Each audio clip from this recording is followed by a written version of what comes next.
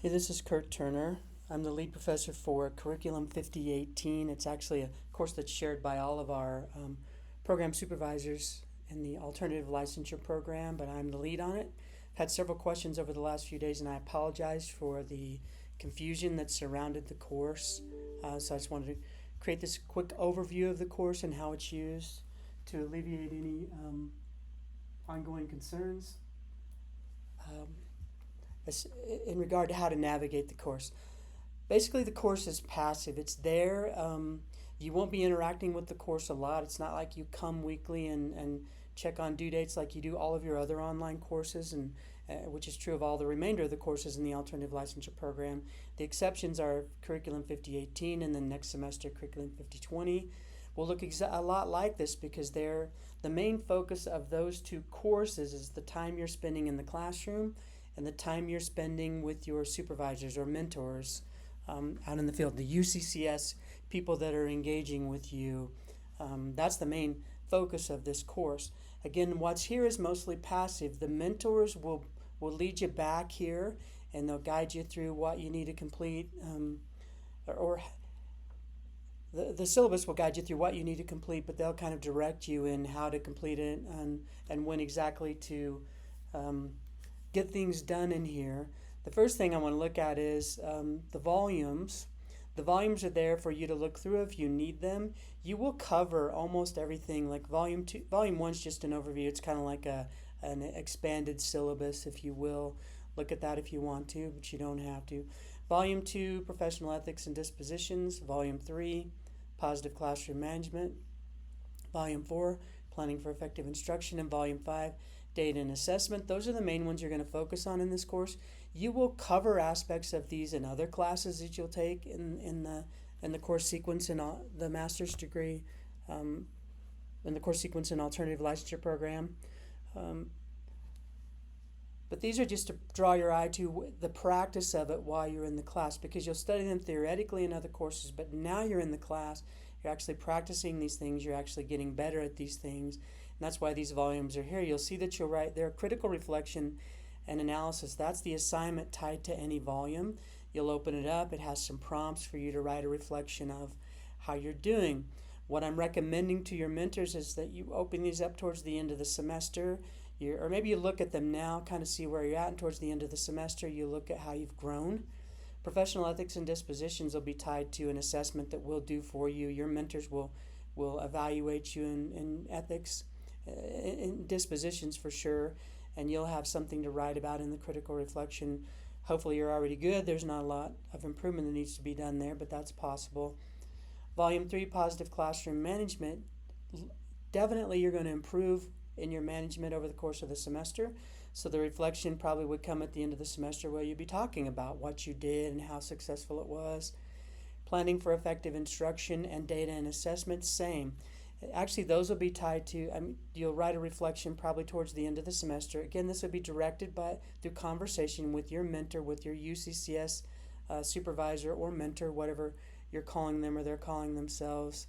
They'll direct you regarding when to specifically do these. Notice a due date of December 7th is on all of them, but it can be done before that. That's a negotiation again with your UCCS professional who's working with you.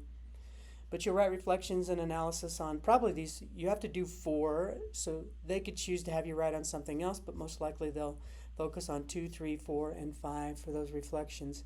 Now the last 2, 4 and 5, are directly linked to the performance assessment. Now your mentor will go over this with you most likely, but the performance assessment is a unit plan, basically a small unit, about a week-long unit. If you open up the overview, it'll go through the details with you, but it's a week-long unit that you plan, you teach, you have lesson plans for each lesson within that unit, you have an evaluation, you do give some sort of assessment, and then you do an analysis of that assessment. That's all. Open it up and you can see the details of that. That's all in here. You'll do that probably towards the middle of the semester. You'll video yourself during that performance assessment, which is why this GoReact is a video a platform that allows you to video yourself in a secure and private, using a secure and private tool. So you'll do that using Go React. There's a practice slot there for you to practice with it because it can be kind of clunky. And then there's a slot for you to video yourself during this unit of assessment, mostly for self-reflection and analysis. It's just good to watch yourself teach and critique yourself a little bit. That's the main reason that's there. But this is a week-long assessment that your mentor will guide you through. You'll work with them to set up the time that you're going to do it, and they'll guide you through it. That ties directly back to you're going to be planning for effective instruction in that. You're going to be using data and assessment within that. So that'll give you the fodder here. So you don't really have to pick through these chapters unless you just need more information. And again, your UCCS mentor will point you to things if they feel like you need that, but pretty passive. Feel free to read through as much of it as you want to. But again, this is mostly, for this course, this is tied to your performance in the classroom. And other courses, you'll get more theoretical approaches to those specific topics.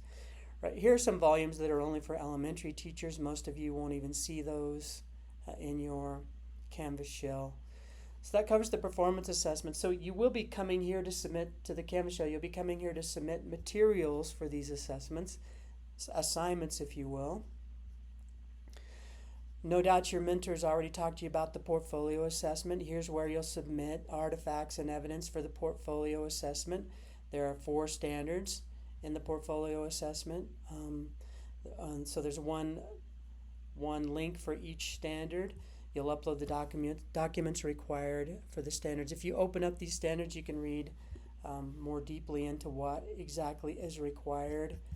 Your mentor will probably go through this with you as well, though. And I'll include some other video. I'll include a video about the portfolio assessment.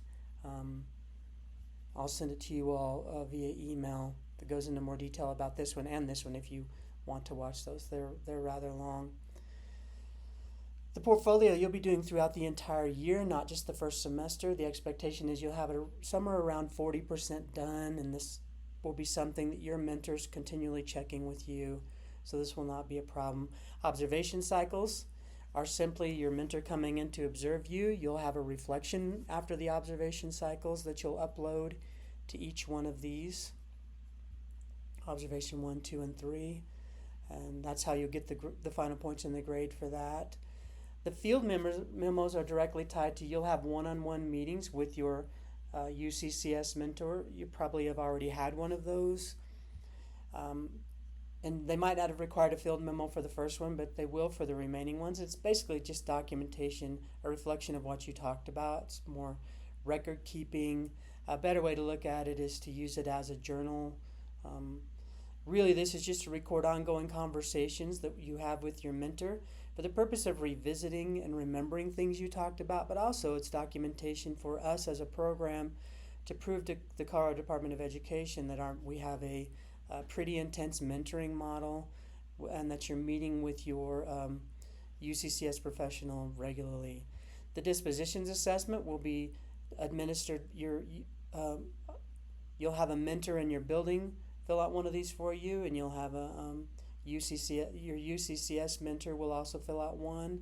So you don't really have to do anything here, but make sure they're done and uploaded. PLC. So there are PLCs scheduled in the schedule. Those are default times, and your mentors may use those. Last night was the first one was a good case in point. Most people weren't ready to have one yet, so they probably didn't have one in August like the schedule stated, and that caused some confusion, and I apologize for that. But your mentors will communicate to you when you'll have PLC. They mentor several other candidates, and they'll meet with you together. The default is the second Tuesday of every month, but they can working with you, they can have that PLC on a different night, different day, different time if they need to. That's really the course in a nutshell. Again, the Canvas shell itself is passive. You're not really engaging with a class, so to speak, in the traditional form of that. Your class is the work you do in the classroom and the work you're doing with your mentor. I just want to repeat that. As long as you're engaging with your mentor, you're doing everything you need to do with this class because it's their job to make sure that happens. One more time, you will upload documents in the Canvas shell. This is how This is where we'll store and keep the documentation you give us that we evaluate you on. So we have to save that for a later time. So you will be submitting assignments, so to speak, like you do in a normal course here. And most of those will come with the performance assessment, the portfolio, observation cycles, field memos. PLC attendance, your mentor will just mark your attendance. And then going back up to the volumes, you will submit a critical reflection analysis on 4 of the volumes. You'll work with your faculty member to identify exactly which 4 you'll submit for. Hopefully that clears things up. If not, holler at me. If need be, we can have I can send out an invitation to just an open forum where as many of you as need to can get on and ask questions. I'll be sending out this video. I'll include a few other videos with more information about specific assignments that should clear up anything you have as well. Again, I apologize for the initial confusion. Hopefully this helps.